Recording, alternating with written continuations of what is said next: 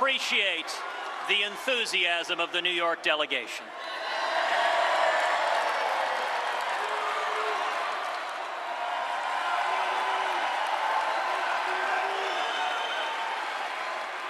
Well, it was very disappointing, in fact disgusting, because Trump won fair and square, and these other candidates are stepping up and endorsing Trump, and he wouldn't do it. And if he thinks he's going to run for president in 4 years, he better think again. Ted's not a politician. He doesn't lie.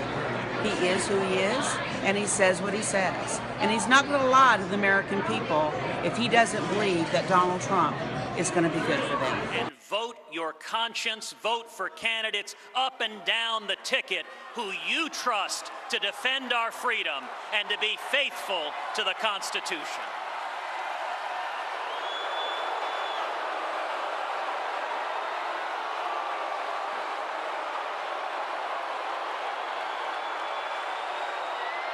Joining me is Bob Walker, former congressman of Pennsylvania. Bob, it was just electric in that room. I mean, he was booed off the stage.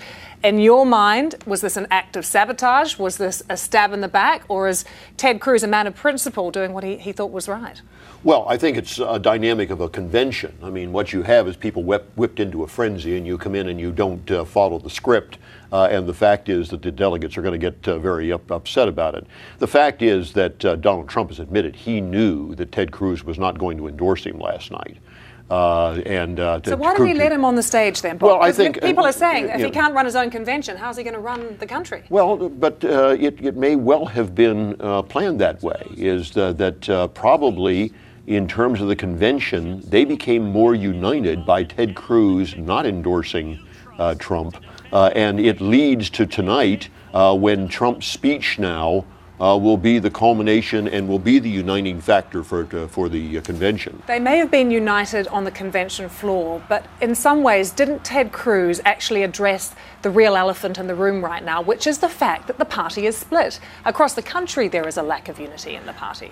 Yeah, but I think that the reality is that at the convention that you have a group of people who are the activists in the party who are now preparing themselves to go back and assure that as we move the campaign forward, that the party will be united. Look, I mean, I'm a John Kasich advisor. I was with the Kasich campaign, and John has not come out and endorsed Donald Trump either. I mean, a lot of us have concerns about things that Donald Trump has said during the campaign.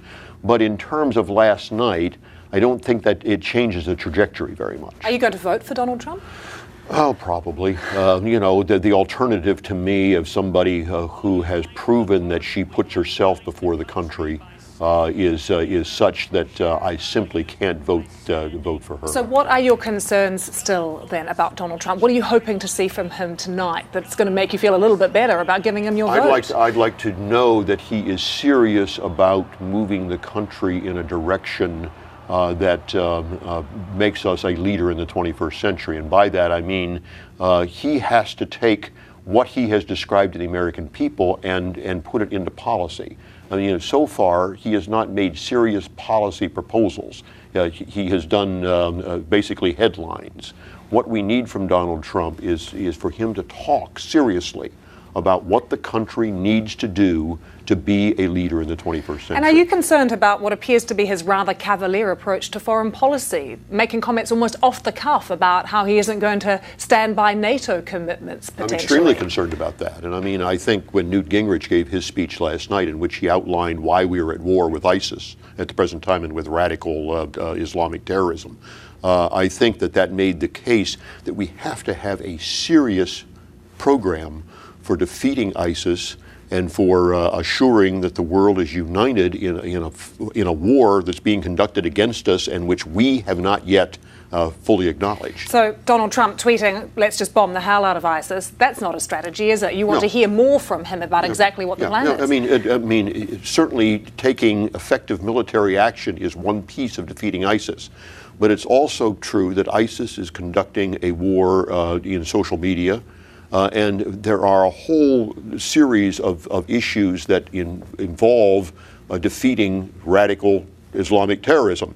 And bombing may be a piece of that, but it's not a full-blown strategy. I've got to ask you about Mike Pence, the running mate of Donald Trump. He almost appears irrelevant now. I mean, there are three moments for the VP candidate, and that is, the announcement, which was a bit botched, the convention, he was massively overshadowed, wasn't he, by Ted Cruz? Well, and now he's still got the debate to come. No one is talking about Mike Pence today, and it was meant to be his moment. Well, we're not talking about Mike Pence today, but the fact is, I thought Mike Pence presented himself to the country very well last night.